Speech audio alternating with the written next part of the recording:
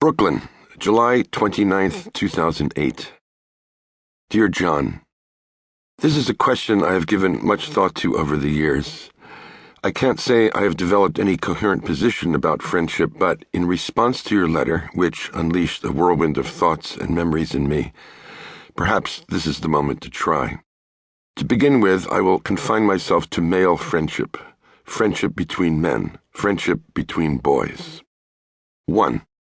Yes, there are friendships that are transparent and unambivalent, to use your terms, but in my experience, not many of them. This might have something to do with another one of the terms you use, taciturn. You are correct to say that male friends, at least in the West, tend not to talk about how they feel toward each other. I would take this one step further and add, men tend not to talk about how they feel, period. And if you don't know how your friend feels, or what he feels, or why he feels, can you honestly say that you know your friend? And yet, friendships endure, often for many decades, in this ambiguous zone of not knowing. At least 3 of my novels deal directly with male friendship, are in a sense stories about male friendship, The Locked Room, Leviathan, and Oracle Knight, and in each case, this no-man's land of not knowing that stands between friends becomes the stage on which the dramas are played out. An example from life. For the past 25 years, one of my closest friends, perhaps the closest male friend of my adulthood, is one of the least garrulous people I've ever known. He's older than I am, by 11 years, but there is much we have in common. Both writers, both idiotically obsessed with sports, both with long marriages to remarkable women, and, most important and most difficult to define, a certain unarticulated but shared feeling about how one is supposed to live, an ethics of manhood.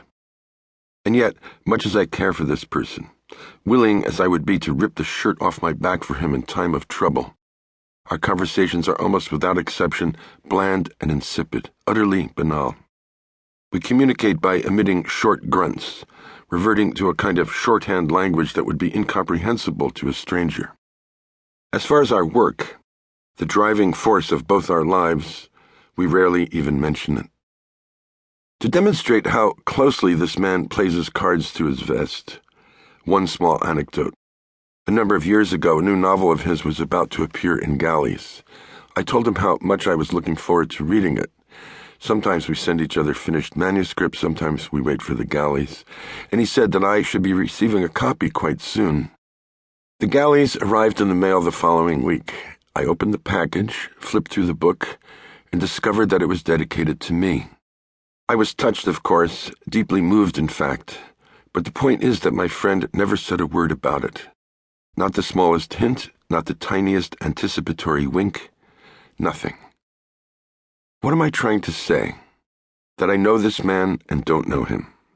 That he is my friend, my dearest friend, in spite of this not knowing. If he went out and robbed a bank tomorrow, I would be shocked. On the other hand, if I learned that he was cheating on his wife, that he had a young mistress stashed away in an apartment somewhere, I would be disappointed, but I wouldn't be shocked. Anything is possible, and men do keep secrets, even from their closest friends. In the event of my friend's marital infidelity, I would feel disappointed because he had let down his wife, someone I am very fond of, but I would also feel hurt because he hadn't confided in me, which would mean our friendship wasn't as close as I thought it was. A sudden brainwave, the best and most lasting friendships are based on admiration. This is the bedrock feeling that connects two people over the long term. You admire someone for what he does, for what he is, for how he negotiates his path through the world. Your admiration enhances him in your eyes, ennobles him, elevates him to a status you believe is above your own.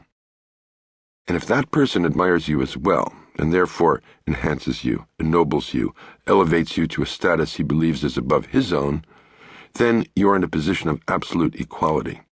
You are both giving more than you receive, both receiving more than you give, and in the reciprocity of this exchange, friendship blooms.